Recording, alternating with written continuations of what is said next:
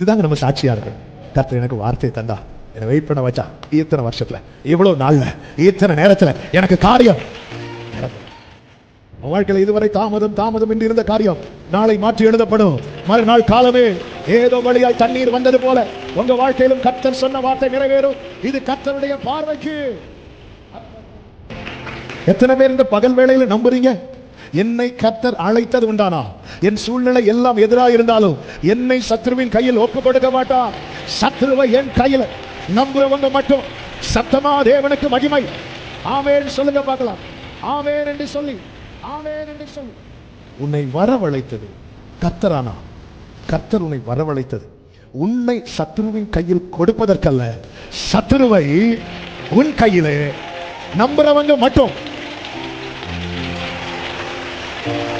ஆமென். ஆனா சிச்சுவேஷன் எப்படி இருக்கும் தெரியுமா? நம்மை சத்ருவின் கையில கொடுப்பது போல. அல்லேலூயா. ஆண்டவர் எங்க ஃபுல் ஸ்டாப் வைக்கிறாரோ அது வரைக்கும் நமக்கு வேணும். ஆண்டவர் நல்ல கவனிங்க, நாம வேண்டிக் கொள்வதற்கு மாத்திரமல்ல, நாம் நினைப்பதற்கும். நம்ம நினைக்கிறதெல்லாம் வேண்டிக் கொள்ள மாட்டோம், ஆனா நினைக்கிறதெல்லாம் அவர் அறிவார்.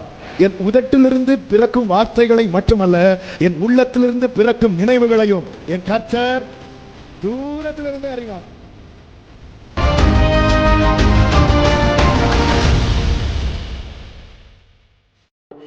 ஆமென். ஒரு விசை கூட கரங்களை உயர்த்தி ஹalleluya. 2 ராஜாக்களின் புஸ்தகம் 3வது அதிகாரம். 2 ராஜாக்களின் புஸ்தகம் 3வது அதிகாரம் அதனுடைய 18வது வசனத்தை வாசிக்க கேட்கலாம். 2 ராஜாக்கள் 3:18. இது கர்த்தரின் பார்வைக்கு அற்ப காரியம், மோவாபியரையும் உங்கள் கையிலே ஒப்பு கொடுப்பார். இது கர்த்தரின் பார்வைக்கு அற்ப காரியம். நாம எது ரொம்ப பெருசு நினைக்கிறோமோ அது கர்த்தரின் பார்வைக்கு அற்ப காரியம். எத்தனை பேர் இதை விசுவாசிக்கிறீங்க? சொல்லிவிட்டு அடுத்த வார்த்தை என்ன சொல்லுகிறார்னா, மோவாபியரையும் உங்கள் கையிலே ஒப்பு கொடுப்பார். ஏன் இந்த வார்த்தையை சொல்லுகிறார்? இவங்க வந்தது எதுக்கு அப்படின்னா, தண்ணீர் இல்லை. வாழ்க்கையில ஒரு இல்லாத ஒரு சூழ்நிலைக்காக தேவ சமூகத்தில் வந்து நிற்கும் போது, நீங்க காற்றையும் காண மாட்டீர்கள், மழையும் காண மாட்டீர்கள், ஆனாலும் பள்ளத்தாக்கு தண்ணீரால் நிரப்பப்படும். அங்கேயே முடிச்சிருக்கலாம். அதுவே ஹெவியான ரேமா, அதுவே தாராளம் போதுமானது. கர்த்தருக்கு மகிமை உண்டாவதாக அப்படி சொல்லிட்டு, இது கர்த்தரின் பார்வைக்கு அப்படியும் முடிச்சிருக்கலாம். அங்கேயும் ஃபுல் ஸ்டாப் வைக்காம, ஆண்டவருடைய வார்த்தையினுடைய விசேஷம் என்ன தெரியுமா? எங்க ஃபுல் ஸ்டாப் வைக்கணும்னு தீர்மானிக்கிறது நாம கிடையாது. நம்ம பிரச்சனை என்னன்னா, நமக்கு வேண்டியதை மட்டும் எடுத்துட்டு மீதிய விட்டுறோம். அல்லேலூயா. ஆண்டவர் எங்க ஃபுல் ஸ்டாப் வைக்கிறாரோ அது வரைக்கும் நமக்கு ரேமா. ஆண்டவர் நல்ல கவனிங்க, நாம வேண்டிக் கொள்வதற்கு மாத்திரமல்ல, நாம் நினைப்பதற்கும். நம்ம நினைக்கிறதெல்லாம் வேண்டிக் கொள்ள மாட்டோம், ஆனா நினைக்கிறதெல்லாம் அவர் அறிவார். என் உதட்டிலிருந்து பிறக்கும் வார்த்தைகளை மட்டுமல்ல, என் உள்ளத்திலிருந்து பிறக்கும் நினைவுகளையும் என் கர்த்தர் தூரத்திலிருந்தே அறிவாராம். என் நிலைமை நன்றாய் அறிந்தவர், பாவி என்னை அழைத்தவர், மீறின பின்போ. இங்க மோவாபியரையும் உங்கள் கையிலே ஒப்பு கொடுப்பார். இப்படி கர்த்தர் சொல்ல காரணம் என்னவென்றால், நமக்கு இந்த சம்பவம் தெரியும். மோவாபியரோடு யுத்தம் பண்ண இஸ்ரவேலின் ராஜா யோராம் புறப்படும் போது யோசபாத்தையும் கம்பெனிக்கு கூப்பிடுறான். ஏதோம் தேச வழியே போறதுனால ஏதோமின் ராஜா, இப்படி 3 ராஜாக்கள் 7 நாள் சுற்றி திரிந்து பார்க்கிறாங்க. இவங்களுக்கு தண்ணியே இல்லை. அப்பொழுது இந்த யோராம் ஒரு வார்த்தை சொல்லுவான். என்ன வார்த்தை சொல்லுவான் என்றால், 3வது அதிகாரத்தின் 10வது வசனம். அப்பொழுது இஸ்ரவேலின் ராஜா, ஐயோ ஐயோ, இந்த 3 ராஜாக்களையும் கர்த்தர் மோவாபியரின் கையில் ஒப்பு கொடுக்க வரவழைத்தாரே. என்ன சொல்றேன் அப்படின்னா, நாங்க வரல, கர்த்தர் எங்களை வரவழைத்திருக்கிறார். எதுக்கு வரவழைச்சிருக்கிறாரா? எங்களை மோவாபியர் கையில ஒப்பு கொடுப்பதற்கு. ஆண்டவரை நம்பிதானே நாங்க வந்தோம். ஆண்டவரை இவன் ஆண்டவரை நம்பியெல்லாம் வரல, அது சப்ஜெக்ட் வேற. இப்ப நாங்க கை வச்சேன்னா போக முடியாது, கர்த்தருக்கு சித்தம், அது சண்டே நம்ம கேட்கலாம்.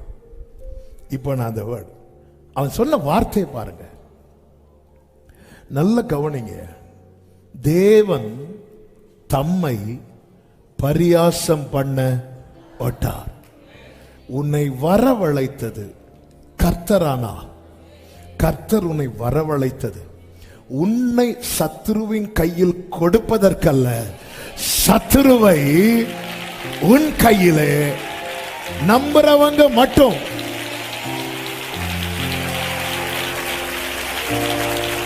ஆமென். ஆனா சிச்சுவேஷன் எப்படி இருக்கும் தெரியுமா? நம்மை சத்துருவின் கையில கொடுப்பது போல தான் இருக்கும். எகிப்துக்கு யோசேப்பு எப்படி கொண்டு போகப்பட்டான் தெரியுமா? விலங்கிடப்பட்டு, அடிமை வஸ்திரம் தரிப்பிக்கப்பட்டு. கர்த்தர் யோசேப்பை வரவழைத்தது எகிப்துக்கு யோசேப்பை கொடுப்பதற்கல்ல, எகிப்தின் பொக்கிஷத்தை, எகிப்தின் உயர்ந்த ஸ்தானத்தை யோசேப்புக்கு கொடுப்பதற்கு. இன்னைக்கு அநேகருடைய புலம்பல், அவங்க கையில என்ன கொடுத்துட்டாரு, இவங்க கையில போய் மாட்டிட்டேனே. இந்த யோராமை போல புலம்பிக் கொண்டிருக்கிறோம். இன்று பேசும்படி இந்த வேத பகுதியை வைத்து ஜெபித்த போது கர்த்தர் தெளிவாய் 3 காரியத்தை பேசினார். அதில் ஒரு காரியம்தான் இது. கர்த்தர் என்னை வரவழைத்திருக்கிறார். கர்த்தர் என்னை வரவழைத்திருக்கிறார். கர்த்தர் என்னை வரவழைத்ததன்னா, ஆமென், என் நிலைமை எவ்வளவு தலைகீழா போனாலும் என்னை கர்த்தர் சத்துருவின் கையிலே ஒப்பு கொடுக்க மாட்டார். சத்துருவை தான் கர்த்தர் என் கையிலே ஒப்பு கொடுப்பார். இயேசு சிலுவையிலே என்ன செய்தாரா?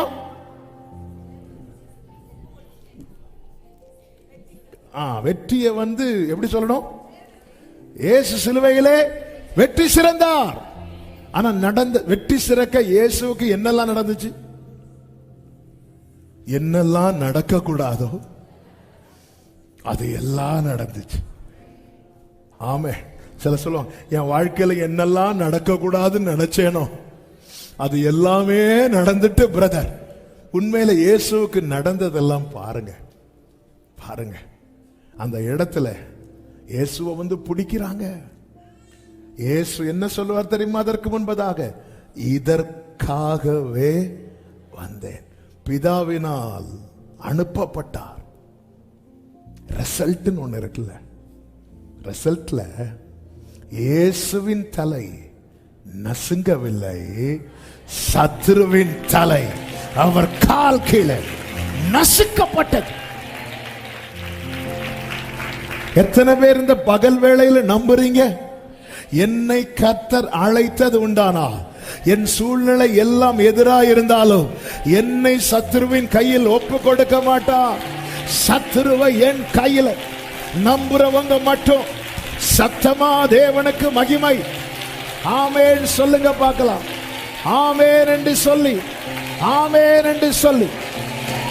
ஹalleluya, ஹalleluya. மோசேக்கு 80 வயது. ஹalleluya. 80 வயதான மோசேய எகிப்துக்கு வரவழைக்கிறார். எகிப்துக்கு வரவழைக்கிறார். மோசே எகிப்தை விட்டு போனதே எதுக்குன்னா, பார்வோன் கையில சிக்கிடக்கூடாது. அப்படிதான் இருக்கு. பார்வோனுக்கு பயந்து அவன் எகிப்தை விட்டு ஓடினான் என்று யாத்திராகமத்திலே 2வது அதிகாரத்தில் நாம் பார்க்கிறோம். இப்ப மோசேக்கு வயசு 80. நல்ல கவனி, மோசே வயதானவன். 40 வயதுல மோசே வல்லவனான மோசே பார்வோன் கையில நான் சிக்கிருவேன் பயந்து ஓடுறான். ஆனா இப்பொழுது வயதான மோசைய கர்த்தர் வரவழைக்கிறார். ஆமென். அதாவது சொல்லுவாங்க, வல்லவனுக்கு புல்லும் ஆயுதம், வயதானவனுக்கு எதுவுமே ஆயுதம் கிடையாது.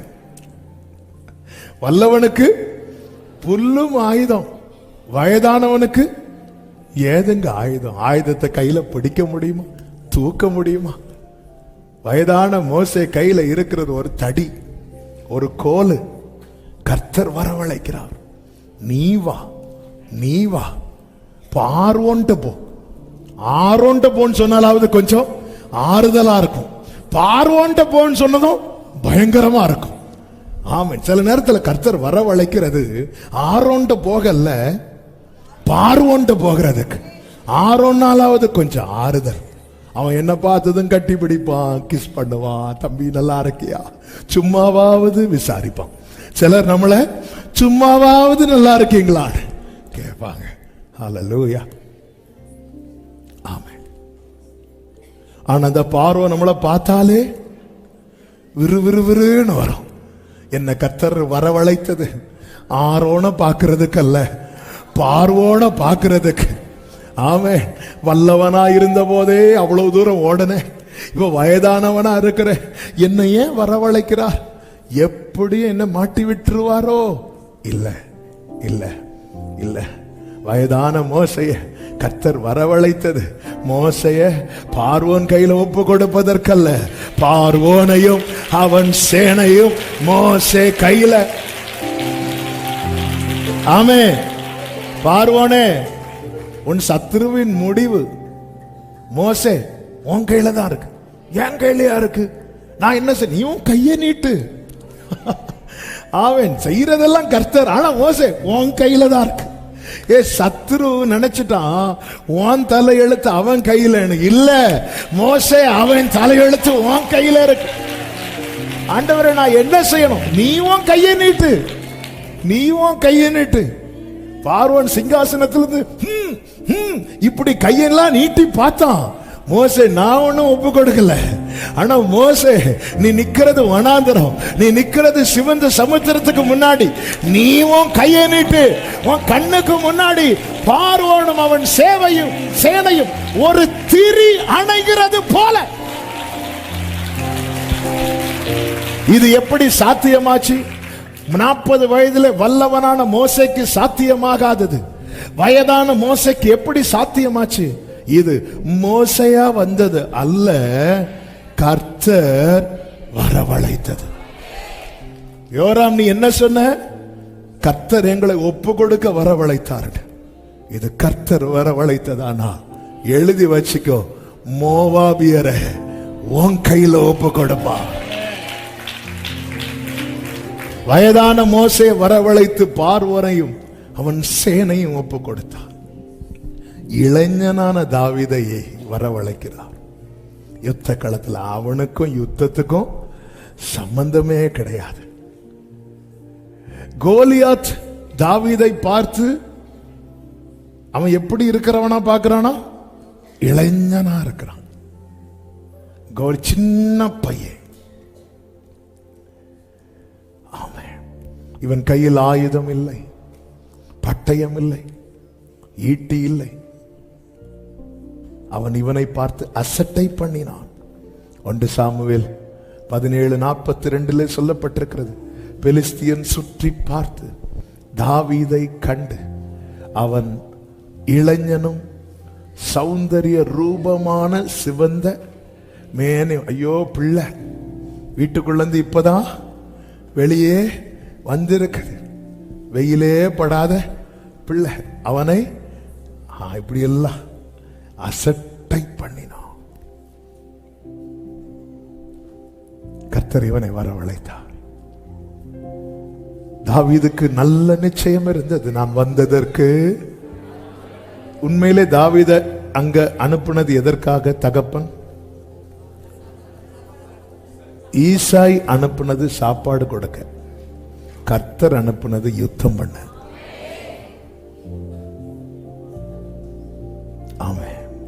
சிலர் மூலமாய் நாம் அனுப்பப்படுவோம். அவங்களுக்குள்ள நம்மை குறித்த பெரிய திட்டம் இருக்கணும்னு அவசியம் கிடையாது. ஆனால் நான் போகும் வழியை ஈசாய் நினைச்சிருப்பாரு, அங்க போய் யுத்தம் பண்ணி என் பிள்ளை ஜெயிக்க போறான். ஈசாய்க்குள்ள தாவீதை குறித்த திட்டம் கிடையாது. சில நேரத்தில் நம் பெற்றோருக்குள்ள கூட நம்மை குறித்த நல்ல திட்டம் இருக்காது. ஆனால் நாம் தோன்றும் முன்னமே நம்மை தெரிந்தெடுத்த தேவனுக்குள்ள நம்மை குறித்த திட்டம் இருக்கும். ஈசாய்க்கு ஏதாவது தெரியுமா? போய் விசாரிச்சுட்டு வா, அவ்வளவுதான். ஈசாய்க்குள்ள திட்டம் இல்லை தாவீதை குறித்து, எந்த திட்டமும் இல்லை. ஆனால் தாவீதுக்கு ஒரு வேர் உண்டு. தாவீதுக்கு குமாரனாய் வந்தவர். ஆமே, எங்க அப்பா என்ன பத்தி என்ன நினைக்கிறாங்க, எங்க அம்மா என்ன பத்தி என்ன நினைக்கிறாங்க, இது அல்ல தாவீது மைண்ட்ல இருக்கிறது. என்னை அழைத்தவர், என்னை அபிஷேகித்தவர் என்னை பத்தி என்ன நினைக்கிறார். எனவே என்னை எந்த ஒரு இடத்துல தேவன் அனுப்பினாலும், என்னை எந்த ஒரு இடத்துல என்னை கொண்டு வந்து நிறுத்தினாலும், என்னை சத்துருவின் கையில் ஒப்பு கொடுப்பதற்கல்ல, சத்துருவை என் கையிலே ஒப்பு கொடுப்பதற்காக. இளைஞனான தாவீதின் கையிலே கோலியாத் ஒப்பு கொடுக்கப்பட்டான். இன்னொருவன் உண்டு, பயந்தவன். ஒரு பயந்தவன் சொல்லுங்க பைபிள்ல, கிதியோன். பயந்தவன நீ போ, உன்னை அனுப்புகிறது நான் அல்லவா. ஆண்டவரே, நான் ஆண்டவரே, என் கோத்திரம் ரொம்ப சின்னது, என் வீடு ரொம்ப சின்னது, என்னெல்லாமோ சொல்லி பார்க்கிறேன், நான் கூட இருப்பேன். ஆமென். பராக்கிரமசாலியே, உங்களுக்கே நியாயம் இருக்கு ஆண்டவரே.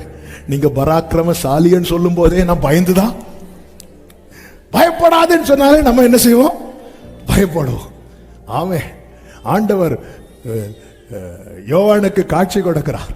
நான் அல்பாவும் ஓமேகாவும் இருக்கு. அவன் செத்தவன போல.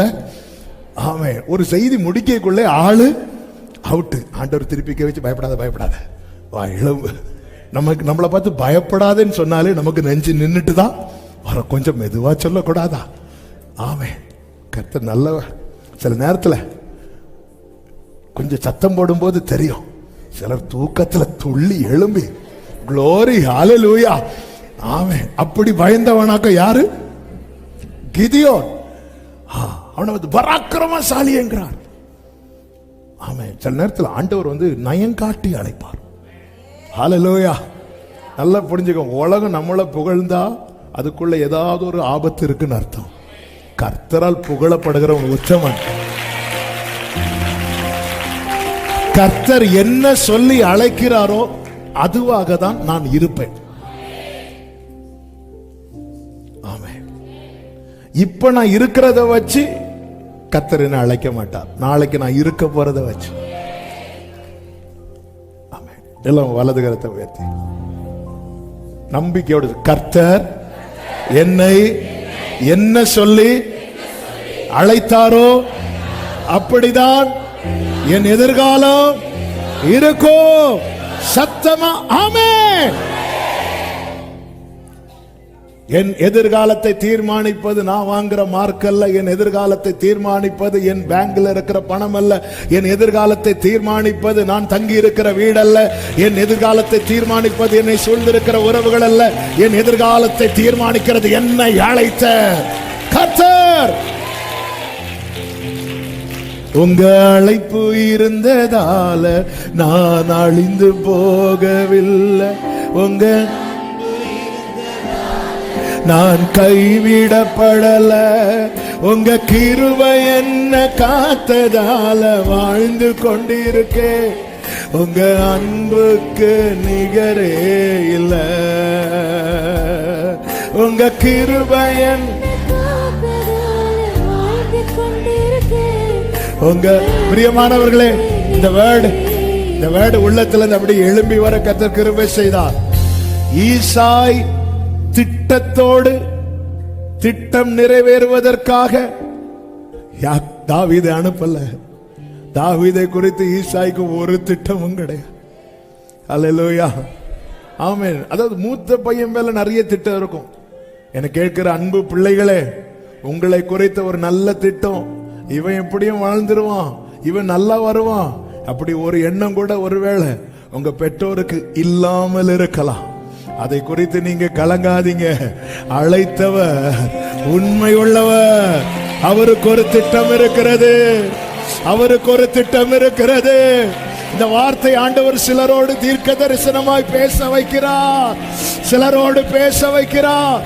ஊராமா கலபா சந்தாரா பாக்கரா ரீமாமா மலரா. நீ வந்ததற்கு ஒரு முகாந்திரம் உண்டு, உன்னை சில இடத்துக்கு கொண்டு போனதுக்கு ஒரு முகாந்திரம் உண்டு, உன்னை சில இடத்துல தரித்திருக்க வைத்திருப்பதற்கு ஒரு முகாந்திரம் உண்டு. ஹalleluya, ஹalleluya, ஆமென், ஆமென், ஹalleluya, ஆமென் சொல்லுங்க பார்க்கலாம். ஆமென்.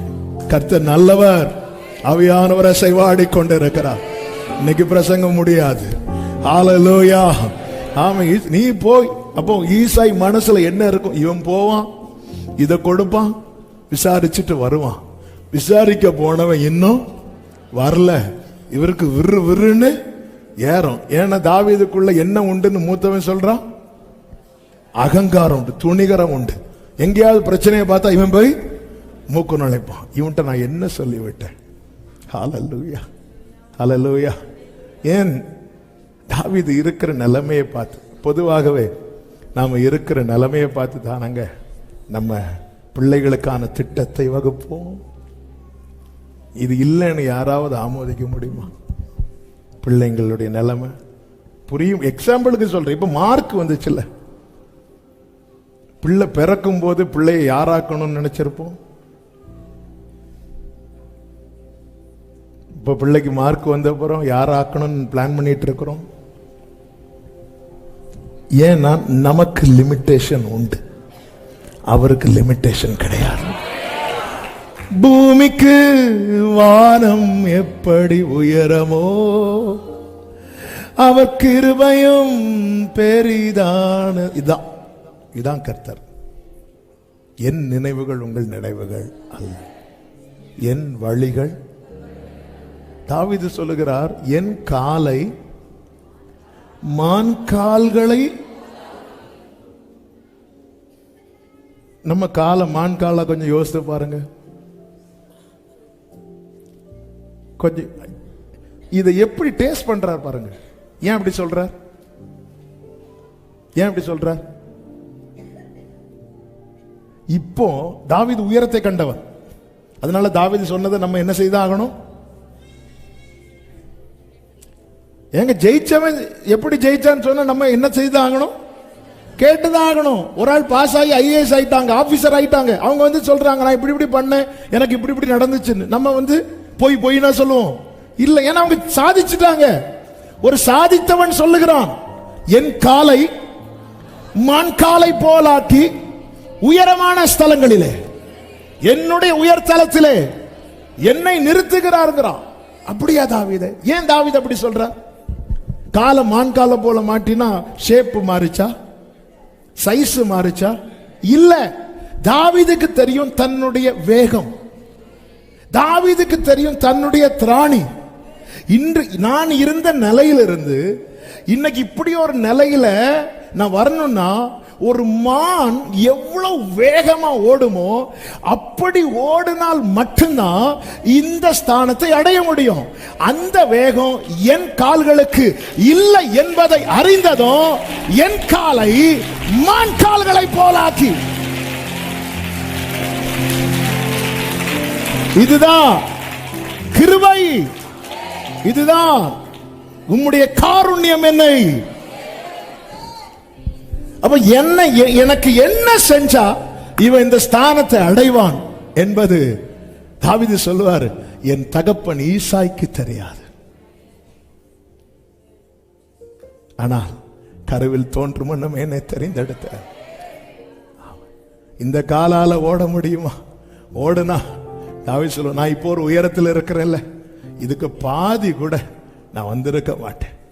அவன் அவருக்கு தெரியும், அவன் இவனுக்கு நான் இதை செஞ்சா மட்டும்தான் என் மனதில் இருக்கிற ஸ்தானத்துல இவன் வந்து இருப்பான். அதை செய்ய என் ஆண்டவர் தயங்க மாட்டா. இவனுக்கா செய்யணும், இவளுக்கா செய்யணும் இப்படி நினைக்கிறவர் அல்ல. பொய் சொல்லவோ மனம் மாறவோ நீர் மனிதர் அல்லவே, நீர் மனிதர் அல்லவே, பொய் சொல்லவோ மனம் மாறவோ. நீர் மனிதர் அல்லவே, நீர் மனிதர் அல்லவே, நீர் நேற்றும் என்றும்.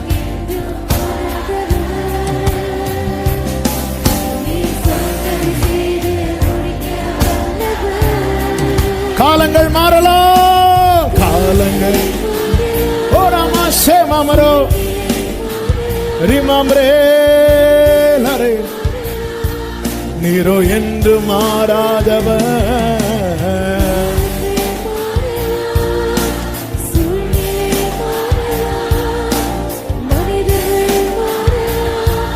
நீரோ என்று மாறாதவர். ஹல்லேலூயா, ஹல்லேலூயா. பயந்தவனை பார்த்து பராக்கிரமசாலி என்றார். அவனை மீதியானியர் இருக்கிற இடத்துக்கு கொண்டு போகிறார். கொண்டு போய் மீதியானியர் கையில் அவனை அல்ல, அவன் கையிலே மீதியானியரை ஒப்பு கொடுத்தார். கர்த்தர் உங்களை வரவழைத்தது உண்மையானால் உங்களை சத்துருவின் கையில் அல்ல, சத்துருவை உங்கள் கையிலே. நம்பிக்கையோடு கைகளை தட்டி ஆமென் என்று சொல்லு. இரண்டாவது காரியம் இங்கே சொல்லப்பட்டிருக்கிறது 20வது வசனத்திலே, மறுநாள் காலமே பலி செலுத்தப்படும் நேரத்திலே இதோ தண்ணீர் ஏதோம் தேச வழியாய் வந்ததினால் தேசம் இவர்கள் தண்ணீர் இருந்த இடத்திற்கு வந்ததினால் என்று அல்ல, தண்ணீர் இவர்கள் இருந்த இடத்திற்கு வந்தது. இதுதான் சத்தியம். இரண்டாவது சொல்லப்படுகிற இன்றைய செய்தி என்னவென்றால், இவர்கள் எதை தேடி போனார்கள் தெரியுமா? இங்கே தீர்க்கதரிசி யாராவது இருக்கிறாங்களா அப்படின்னு யோசபாத் கேட்கும் போது ஒருவன் என்ன சொல்லுகிறான்? எலியாவின் கைக்கு தண்ணீர் வார்த்தவன் இருக்கிறான். உடனே யோசபாத் சொல்லுகிறான், அவன்கிட்ட என்ன இருக்கு? வார்த்தை இருக்கிறது. அப்ப இவங்க எதை தேடி வராங்க? சத்தமா சொல்லுங்க. வார்த்தையை தேடி வராங்க. தண்ணீர் இவர்களை தேடி வருது. இவர்களுக்கு இப்ப வேண்டிய நன்மை என்னது? தண்ணீர். ஆனால் இவர்கள் எதை தேடி வரார்கள்? வார்த்தையை தேடி வரார்கள். வார்த்தையை ஒருவன் உண்மையாய் தேடுவான் என்றால் அவனுக்கு வேண்டிய நன்மை அவன் இருக்கிற இடத்துல அவனை தேடி வரும். இவங்க 7 நாள் சுற்றி பார்த்து என்ன இல்ல? தண்ணீர் இல்ல. ஆனா இவங்க இப்போ எதை நோக்கி போறாங்க தெரியுமா? வார்த்தையை நோக்கி. வார்த்தையை தேடுங்கள். இப்போ அவர் சமீபமா இருக்கிற டைம், அவரை கண்டடையத்தக்க சமயம். ஒரு காலம் வரும் சபையே, ஒரு காலம் வரும் வசனம் கேட்க கூடாத பஞ்ச காலம். ஜனங்கள் அலைவாங்கலாம். எதுக்கு தெரியுமா? வார்த்தைக்கு. இந்த ரேமாவுடைய வேல்யூ இன்னைக்கு அநேகருக்கு தெரிய மாட்டேங்குது. இந்த வார்த்தையை தேடுங்க. தாவீது சொல்லுகிறார் சங்கீதம் 119:82 எப்பொழுது என்னை தேட்டுவீர் என்று உம்முடைய வாக்கின் மேல் நோக்கமாய் என் கண்கள். அதன் அர்த்தம் என்ன? பைபிள்ல வாசித்துட்டே இருக்கிறாரு. எதுக்காக வெயிட் பண்ணிட்டு இருக்கிறார் தெரியுமா? ரேமா. எப்போ நிறைய வாசிட்டேன்பா, கண்ணெல்லாம் வலிக்குப்பா, எனக்கான ரேமாவை தாங்கப்பா, எனக்கான வார்த்தையை தாங்கப்பா. இந்த தாவீது சொல்லுகிறார், என் ஜீவனுள்ள நாளெல்லாம் நன்மையும் கிருபையும். நான் எந்த நன்மையும் தொடர நான் தேடுகிற வார்த்தை என்னை அனுமதிக்கவில்லை. மாறாக நன்மை என்னை தொடருகிறது. 1 நாள் 2 நாள் அல்ல, என் ஜீவனுள்ள. வார்த்தையை தேடுங்கள் ஒவ்வொரு காரியத்துக்காக. ஆண்டவர் நீங்க என்ன சொல்லுங்க? நீர் பேசாவிட்டால் நான் உடைந்து போவேன். சரியான ஒரு வார்த்தை கிடைக்கலன்னா வார்த்தையை தேடி பழகிறவங்களுக்கு முகம் காட்டி கொடுக்கும். ஆமென். இயேசுவை வசனம் கேட்கறதுக்காக இயேசு ஒரு கூட்டம் இறங்கினாங்க. சீஷர்கள் வந்து இவங்களை அனுப்பி விடுங்க அப்பம் வாங்குறதுக்குன்னு சொன்னாங்க. இயேசு சொன்னார், உட்கார வேண்டார். அவன் வந்தது வசனத்தை தேடி, அவன் வாழ்க்கையில அப்பத்தை தேடி அலைய நான் விட மாட்டேன், உட்கார வை. பைபிள் சொல்லுகிறது, அவர்களை அவர் ஜனங்களை புல்லின் மேல் பந்தி இருக்க கட்டளையிட்டு அங்க உட்கார வை. அவ்வளவுதான். ஆண்டவர் கொடுத்தார் கொடுத்தார் கொடுத்தார். ஜனங்கள் எல்லாரும் சாப்பிட்டு திருப்தி அடைந்தார்கள். ஆண்டவர் சமூகத்தில் இருந்த எந்த காரியத்தையும் சொல்லிட்டு, ஆண்டவரே இதுக்கு நீங்க என்ன பேசுறீங்க ஆண்டவரே, அப்படி ஜெபம் பண்ணிட்டு ஜெபத்தோடு பைபிள் எடுத்து வாசிங்க. சில நேரத்தில் திறந்ததும் கண்ணில் காட்டுவார், சில வாசிக்க வைப்பார், சில பகுதியை வாசிக்க வைப்பார். வாசிங்க. ஒன்னும் பேசலையா, திரும்ப வெயிட் பண்ணுங்க ஆண்டவர்கிட்ட. நமக்கான ரேமா வரும்போது என்ன ஆகும் தெரியுமா? எம்மாவிற்கு போன சீஷர்கள் சொன்னார்கள், அவர் வேதத்தை நமக்கு விளக்கி காட்டின போது நம்முடைய இருதயம் கொழுந்து விட்டு எறியவில்லையா? அதனாலதான் பார்த்திருக்கீங்களா, சில வேர்டு வரும்போது நமக்கான ரேம வந்ததுக்கு அப்புறம் அடுத்த செர்மன் நமக்கு மண்டையில ஏறாது, வரும். ஆனாலும் இதுதான் நமக்குள்ள போட்டு என்ன ஆயிட்டு இருக்கும்னா பிடிச்சி அடிச்சுட்டே இருக்கும். வார்த்தையை தேடுங்க. ஆவியானவர் சபைகளுக்கு சொல்லுகிறது, அவரை அப்பா என்று அழைக்கிற தேவ பிள்ளை அப்பத்துக்கு அலைந்து திரிவத, ஒரு நீதிமானுடைய சந்ததி அப்பத்துக்கு அலைந்து திரிவையவே அவர் விட மாட்டார்னா, மகா நீதிபரரை அப்பா என்று அழைக்கிற அன்பு உள்ளமே என் வாழ்க்கையில வலது கரத்தை உயர்த்தி, அப்பா ஆண்டவரே நான் உங்களை அப்பான்னு கூப்பிடுறவன், நான் உங்க ஆண்டவர் இந்த உலகத்துல ஒரு நன்மைக்காக நான் அலைந்து திரிகிற நிலைமை எனக்கு வரவே கூடாது. அப்படியே ஒரு ஜெபம் பண்ணுங்க, அப்படியே ஒரு ஜெபம் பண்ணுங்க, அப்படியே ஒரு ஜெபம். நான் உங்களை அப்பான்னு கூப்பிடுறவன் ஆண்டவரே, ஹல்லேலூயா. அப்பான்னு கூப்பிடுற பிள்ளை சரியில்லை, ஆனா என் அப்பா சரியானவர், என் அப்பா மகா நீதிபரர். நான் உங்களை அப்பான்னு அழைக்கிறவன், நான் உங்களை அப்பான்னு அழைக்கிறவன். என் வாழ்க்கையில ஒரு காரியத்துக்காக நான் அலைந்து திரிகிற நிலைமை எனக்கு வராதபடி என்னை காத்துக்கொள்ளும், என்னை காத்துக்கொள்ளும். ஆமென், ஆமென் சொல்லுங்க பார்க்க. மூன்றாவதாக 20வது வசனத்தை வாசியுங்கள். மறுநாள் காலமே பலி செலுத்தப்படும் நேரத்தில், மறுநாள் காலமே, மறுநாள் காலமே என்னதன் அர்த்தம்? தாமதிக்காது, தாமதிக்காது, தாமதிக்காது. பைபிள் என்ன சொல்லப்பட்டிருக்கிறது? குறித்த காலத்துக்கு என்று. அப்ப தேவனுடைய காரியம் எல்லாம் சரியான நேரத்தில் நடைபெறும். சரியான நேரம். இந்த இடத்துல இவங்களுக்கான சரியான டைம் ஆண்டவர் குறித்து வைத்திருந்தார். Next day morning. அப்ப வார்த்தையை ஒருத்தன் வாங்கிட்டான்னா அவனுடைய அடுத்த நாள் ஒரு சரியான விடியலி நாள். இதை நான் கொஞ்சம் தியானித்த போது, ஒருவேளை டிலே ஆயிருந்தா என்ன ஆயிருக்கும், இங்க தாமதித்திருந்தா என்ன ஆயிருக்கும்? தாமதித்திருந்தா என்ன ஆயிருக்கும் தெரியுமா? யோராம் சொன்னது நடந்திருக்கும். அதாவது நம்ம விசுவாசத்தில் இருக்கும்போது நம்ம வீட்டில் அவிசுவாசத்தில் இருக்கிறவங்க நம்ம கூட இருப்பாங்க. இது ஃபேக்ட். நாம ஒன்று சொல்லுவோம், அவங்க இன்னொன்னு சொல்லுவாங்க. நம்முடைய வாழ்க்கையில் நடக்க வேண்டியது சரியான நேரத்தில் நடக்கலைன்னா அவங்க சொன்னதுதான் நடந்துட்டு இருக்கும். நான் சொன்னேன் பாத்தியா, நான் சொன்னேன் பாத்தியா, நான் சொன்னேன் பாத்தியா. வார்த்தையுடையவன் வாழ்க்கையில் அவன் சொன்னது நடந்தால் அவன் என்ன சொல்லுவான் தெரியுமா? கர்த்தர் எனக்கு சொன்னது நடந்துச்சு பாத்தியா. வார்த்தை இல்லாதவன் ஒரு காரியத்தை சொல்லி நடக்கும்போது அவன் என்ன சொல்லுவான் தெரியுமா? நான் சொன்னேன் பாத்தியா.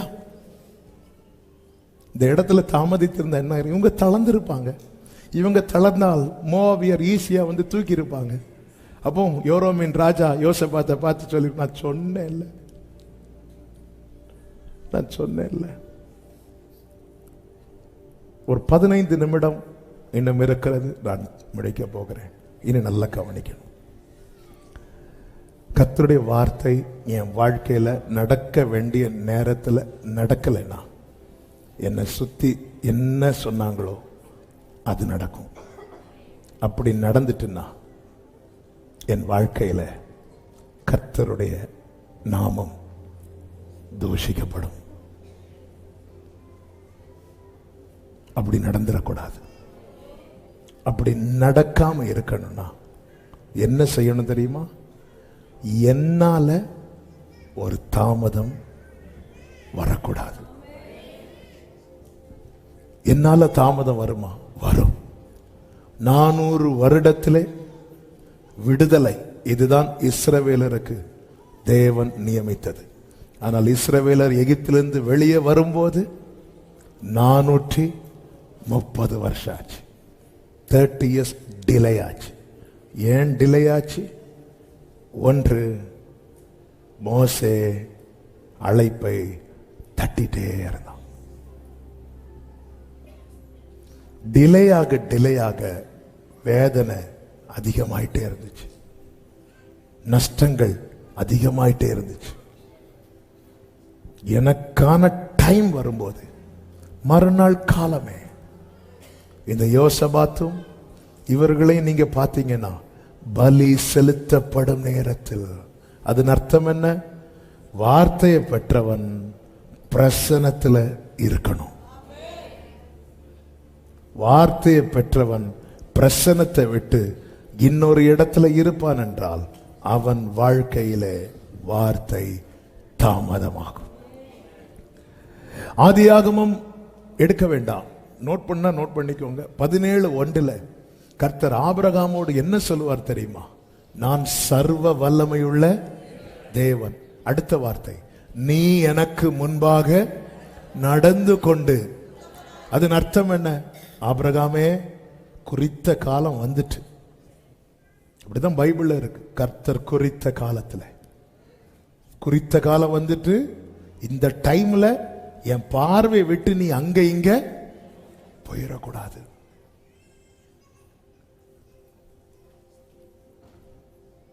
உன்னை நான் தெரிந்தெடுத்து வார்த்தையை தந்தது என் சித்தப்படி ஈசாக்கை பெற்றெடுக்கவே. உன் விருப்பப்படி, உறவுகளின் விருப்பப்படி இஸ்மவேலை பெற்றெடுக்க அல்ல. ஆண்டவர் என் பார்வை விட்டு போயிராத, ஏன் அந்த டைம் வருது. அதனாலதான் எருசலேமை பார்த்து இயேசு ஏன் கண்ணீர் வடிக்கிறார்? உனக்கு கொடுக்கப்பட்ட காலத்தை அது மிஸ் பண்ணதுனால அதற்கு வர வேண்டிய மேன்மையை அது இழந்தது. வார்த்தை இருக்கு, காலம் குறிக்கப்பட்டு விட்டது, அதை நோக்கி தேவன் நடத்தி கொண்டிருக்கிறார். நான் எதில் இருக்கணும் தெரியுமா? அந்த வார்த்தைக்கு உள்ள இருக்கணும்.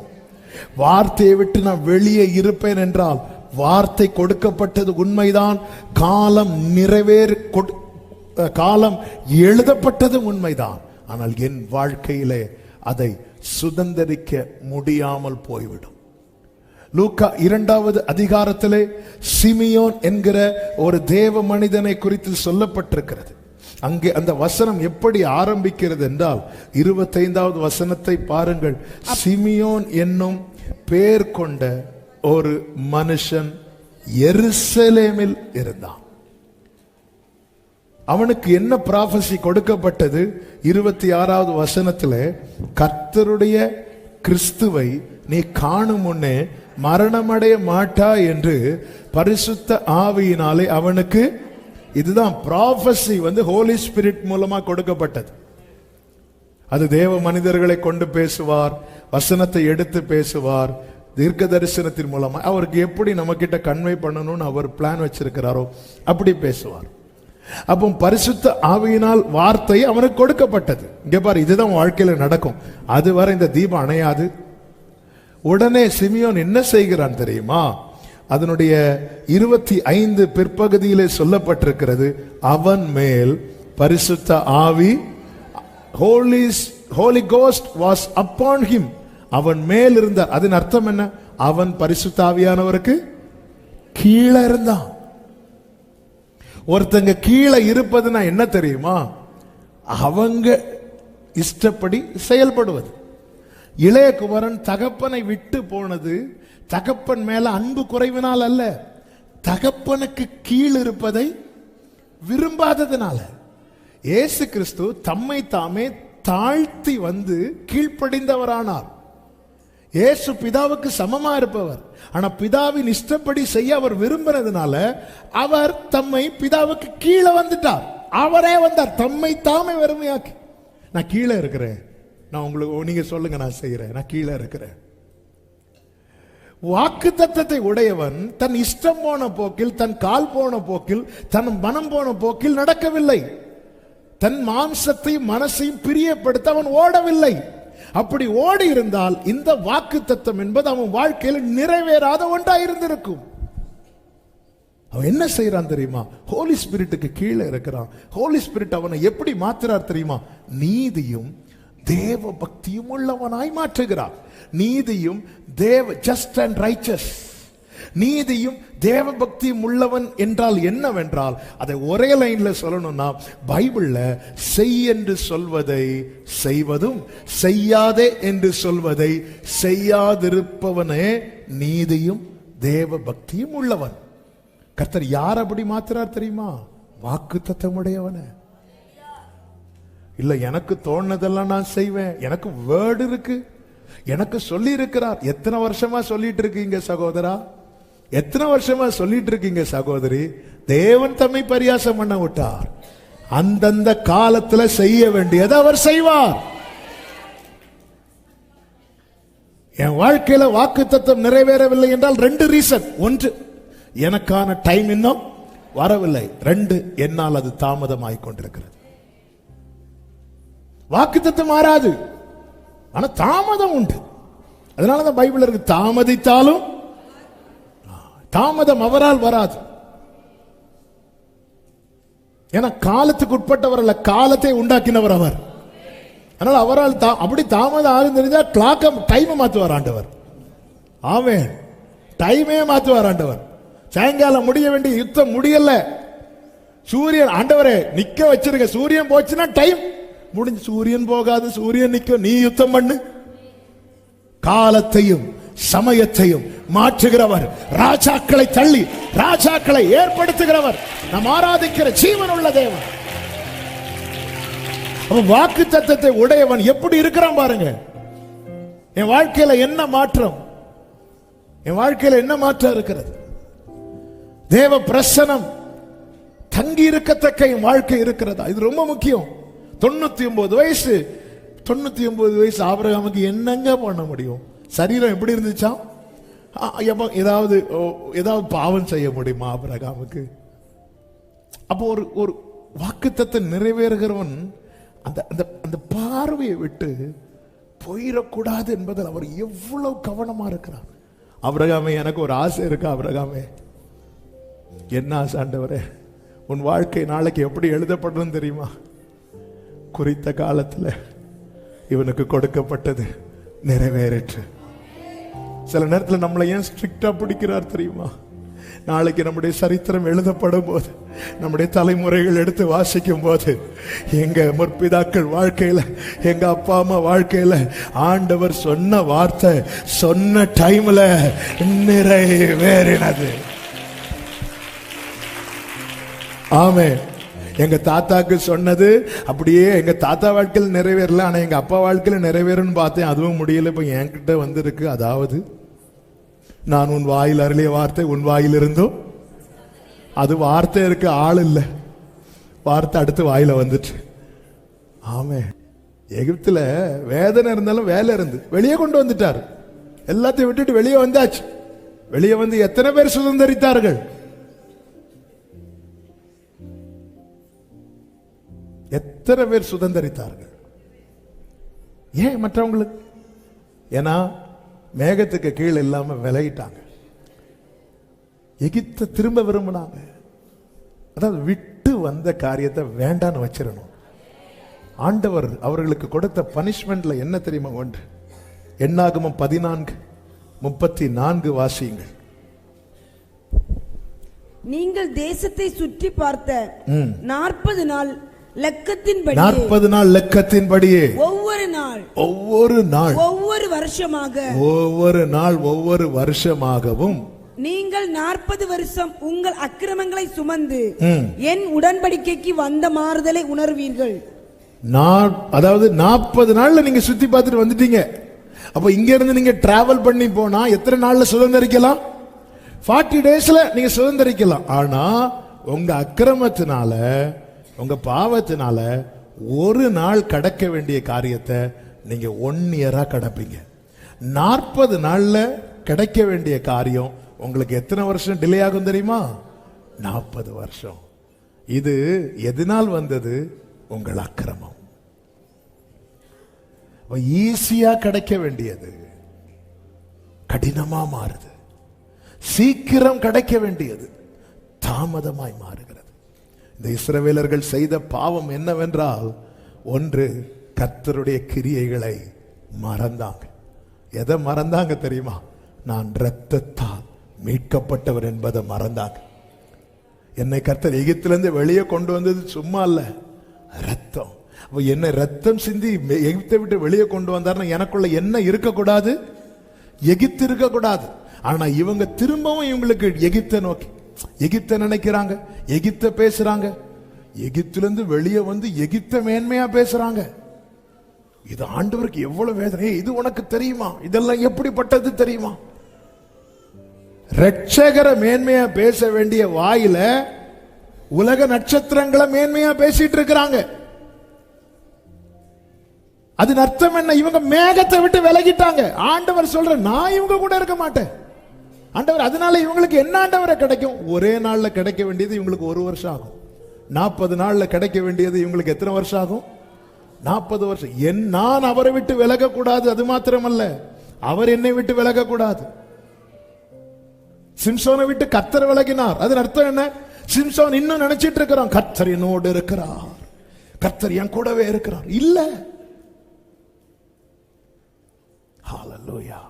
பிரியமான கர்த்தருடைய பிள்ளைகளே, ஆண்டவராகிய இயேசு கிறிஸ்து எடுத்துக்கொள்ளப்படுவதற்கு முன்னமே வாக்குத்தத்தத்தை குறித்து இஸ்ரவேலருக்கு சீஷர்களுக்கு சொல்லும் போது லூக்கா சுவிசேஷம் 24வது அதிகாரம் அதனுடைய 49வது வசனத்திலே இப்படி சொல்லப்பட்டிருக்கிறது. என் பிதா வாக்குத்தத்தம் பண்ணினதை, நான் வாசிக்கிறேன். என் பிதா வாக்குத்தத்தம் பண்ணினதை இதோ நான் உங்களுக்கு அனுப்புகிறேன். அடுத்த வார்த்தை, நீங்களோ, ரொம்ப ரொம்ப முக்கியமான வார்த்தை, உன்னதத்திலிருந்து வரும் பலனால் தரிப்பிக்கப்படும் வரைக்கும் எருசலேம் நகரத்திலே, அதன் அர்த்தம் என்ன? பிரசன்னத்தை விட்டு விலகிறாத, பிரசன்னத்தை விட்டு விலக்கும் காரியத்துக்கு இடம் கொடாத. ஆமே. இவங்க அப்படி இருந்ததுனால 10 நாள்ல, எல்லாரும் சொல்லுங்க, 10 நாள். யோசபாத்திட்ட கேட்ட என்ன சொல்ல தெரியுமா? நெக்ஸ்ட் டே, மறுநாள் காலமே. இதுதாங்க நம்ம சாட்சியா இருக்கணும். கர்த்தர் எனக்கு வார்த்தையை தந்தார், என்னை வெயிட் பண்ண வச்சார்.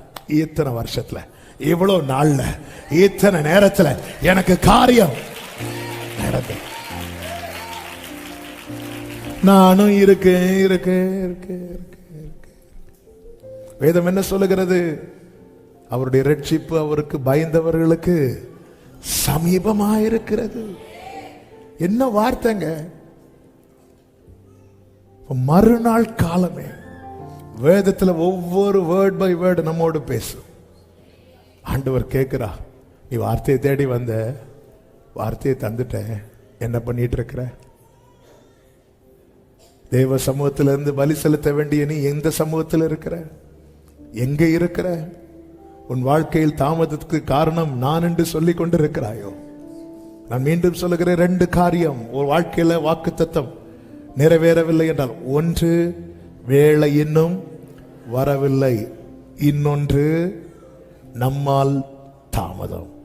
நம்ம வேலை வரலன்னு நிர்விசாரமா இருக்கக்கூடாது. நம்முடைய வாழ்க்கையை நாம ஆராய்ந்து பார்க்கணும். வேலை வரல, உண்மைதான், ஒத்துக்கிறேன். ஆனா அதே டைம்ல என் வாழ்க்கையில என்ன மாற்றம், என் பார்வையில மாற்றம் உண்டாகுதா? என்னுடைய இருதயத்திலே மாற்றம் உண்டானதா? சிமியோன் என்கிற ஒரு மனுஷன் இருந்தான். அவன் நீதியும் தேவ பக்தியும். நேற்று வரை எனக்கு என்ன தோணுதோ அப்படிதான் நான் செய்வேன். எனக்கு எங்க போகணும்னு தோணுதோ அங்க போவேன். என்ன செய்யணும்னு தோணுதோ அதை செய்வேன். பிரசங்கியின் புஸ்தகம் இந்த வசனத்தை வாசித்து செபிக்கலாம். கடைசி அதிகாரம் 12வது அதிகாரம்.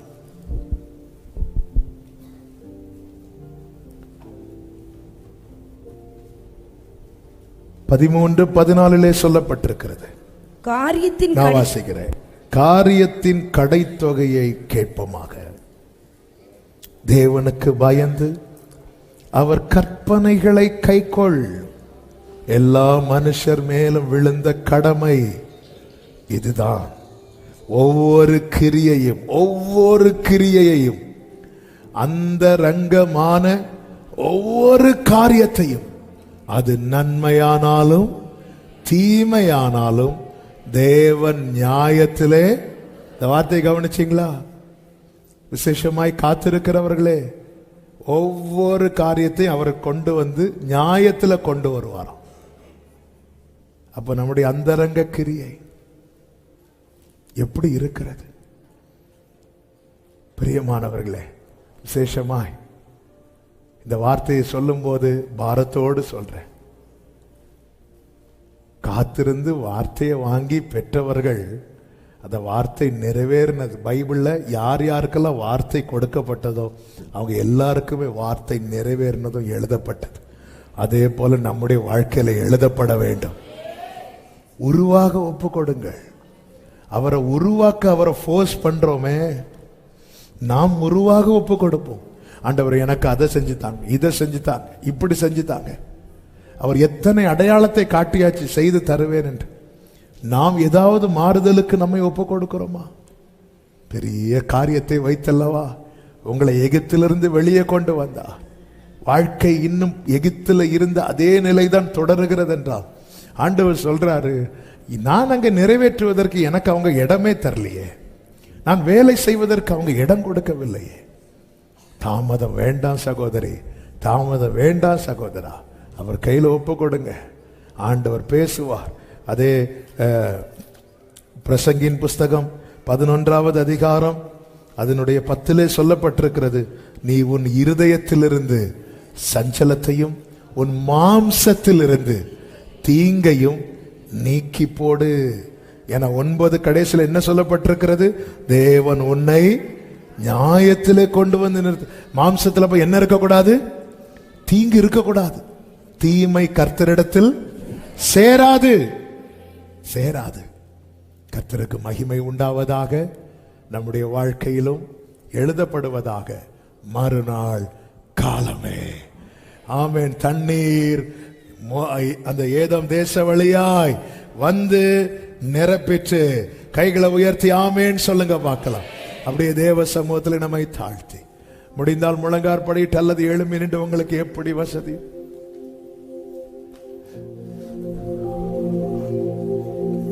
தகப்பனே, என்னால் ஏற்படுகிற தாமதத்துக்காக என்னை மன்னித்தருள். ஆண்டவர் சொல்லுகிறார் உபாகமம் 23:14 அவர் உன் பாளையத்தை சுற்றி உலாவிக் கொண்டிருக்கிறார். உன் பாளையத்திலே அசுசியான காரியத்தை கண்டு உன்னை விட்டு போகாதபடிக்கு உன் பாளையம் சுத்தமாயிருக்க கடவுள். நம்மை ஆலயமாய் தெரிந்தெடுத்திருக்கிறார். அசுசியான காரியத்தை கண்டு எவ்வளவு பெரிய திட்டத்தை அவர் வைத்ததுனால வாக்கு தத்தத்தை தந்திருக்கிறார். ஆனா நம்முடைய வாழ்க்கை எப்படி இருக்கிறது? நம்ம யோராம போல ஆண்டவரை பிளேம் பண்ணிட்டே இருக்கோம். ஆராதனைக்கு குறைவு கிடையாது, விசுவாச அறிக்கைக்கு பஞ்சமே கிடையாது. தேவன் இல்லாத இடத்துல, தேவனை விட்டு தூரம் போற காரியத்துல நல்ல கவனிங்க. அந்த இளைய குமாரனுக்கு தகப்பன் மேல நம்பிக்கை உண்டு, தகப்பன் வீட்டை குறித்த நம்பிக்கை உண்டு. ஆனா அதை அவன் எப்போ அனுபவிச்சான் தெரியுமா?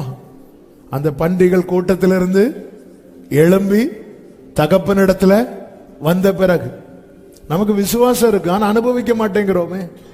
அனுபவிக்கணும்னா தீமையை விட்டு எழும்பி வரணும். தெரியும் அப்பா இருக்கிறார், என் அப்பா நினைச்ச என் வாழ்க்கை மாறும், அப்பா நினைச்ச வாழ்க்கை மாறும் தெரியுது இல்ல. அப்ப என் அப்பா கிட்ட வர மாட்டேங்கிற? என் அப்பா வீட்டுல வேலைக்காரங்களே நல்லா சாப்பிடுறாங்க, நான் போனா எனக்கு கண்டிப்பா சாப்பாடு கிடைக்கும். விசுவாசம் இருக்குல்ல, எழும்பி வா. அந்த சேற்றை விட்டு எழும்பி வா, அந்த பாவத்தை விட்டு எழும்பி வா, அந்த மாம்ச வைராக்கியத்தை விட்டு கசப்பை விட்டு எழும்பி வா. உன் வாழ்க்கையில இதுவரை தாமதம் தாமதம் என்று இருந்த காரியம் நாளை மாற்றி எழுதப்படும். மறுநாள் காலமே ஏதோ வழியாய் தண்ணீர் வந்தது போல உங்க வாழ்க்கையிலும் கர்த்தர் சொன்ன வார்த்தை நிறைவேறும். இது கர்த்தருடைய பார்வைக்கு அற்ப காரியம். 2 கைகளை உயர்த்தி, என்னை உருவாக்கும் ஆண்டவரே, என்னை உருவாக்கும் ஆண்டவரே. எல்லாரும் கேளுங்க. உம்மிடத்தில் சேராத தீமை என்னிடத்தில், என் குடும்பத்தில், என் கூடாரத்தில் ஆண்டவரே எவ்விதத்திலும் காணப்படாதபடிக்கு உம்முடைய திரு ரத்தத்தால் சுத்திகரிப்பீராக, கழுவுவீராக, தூய்மையாக்குவீராக. உம்மால் தாமதம் ஏற்படாதப்பா. நீர் சரியான நேரத்தில் சரியானதை தருகிற நல்ல தேவர் ஆண்டவர். எங்கள் அக்கிரமங்களை எங்களுக்கு மன்னி, எங்கள் பாவங்களை எங்களுக்கு மன்னி, எங்களை உணர்வுள்ளவர்களாக்கும். உருவாக்கு தகப்பனே. தகப்பனே, இந்த நேரத்தில் காத்திருக்கிற ஒவ்வொருவருக்காய் செபிக்கிறேன். உன் வேலை இன்னும் வரவில்லை என்றால் நிச்சயமா இதை செய்வீர். ஆனால் உன் வேலை வந்து தாண்டின பிறகும் இன்னைக்கு அநேகர் வாழ்க்கையில நன்மையை காண முடியாம இருக்கிறாங்க. இன்னைக்கு நீர் எங்களோடு பேசி இருக்கிறீர். பிரசனத்தை விட்டு இனி எவ்விதத்தில் விலகாதபடி தரித்திருந்து பெற்றுக்கொள்ள, சுதந்திரிக்க ஒவ்வொருவருக்கு கிருபை செய்யும்படி ஜெபிக்கிறோம் ஆண்டவரே. ஒவ்வொருவருக்கு கிருபை செய்யும்படி ஜெபிக்கிறோம். ஒவ்வொருவருடைய வாழ்க்கையிலும் உரைக்கப்பட்டது எழுதப்பட்டு விட்டது, குறிக்கப்பட்ட காலமும் எழுதப்பட்டு விட்டது ஆண்டவரே. அதே போல இது நிறைவேறினது எனவும் எழுதப்பட கர்த்தர் கிருபை செய்வீராக. ஓ, இவர்கள் வாழ்க்கையில் ஒரு விடியலை கர்த்தர் கிருபையாய் கட்டளையிடுவீராக. உம்முடைய நாமத்துக்கு அப்படியே மகிமை வரப்படும். ஒவ்வொருவரையும் சாட்சியாய் நிறுத்தும். மகிமை, கனம், துதி, ஸ்தோத்திரம் எல்லாமும் ஒருவருக்கே செலுத்துகிறோம். இரட்சகர் இயேசு கிறிஸ்துவின் நாமத்தில் பிதாவே, ஆமென். சேர்ந்து சத்தமாய் சொல்லுவோம். என் ஆத்துமாவே கர்த்தரை ஸ்தோத்திரி, முழு உள்ளமையுடைய பரிசுத்த நாமத்தை ஸ்தோத்திரி. என் ஆத்துமாவே கர்த்தரை ஸ்தோத்திரி, கர்த்தர் செய்த சகல உபகாரங்களை மறவாதே. ஆமென். நம்முடைய கர்த்தராகிய இயேசு கிறிஸ்துவின் கிருபையும், பிதாவாகிய தேவனுடைய அன்பும், பரிசுத்த ஆவியானவருடைய ஐக்கியமும் சிநேகமும் பாதுகாவலும் நம் அனைவரோடும் எல்லா பரிசுத்தவான்களோடு கூட கர்த்தருடைய வருகை மட்டும் தங்கி இருப்பதாக. ஆமென். ஹalleluya. God bless you. கர்த்தர் உங்களை ஆசீர்வதிப்பாராக.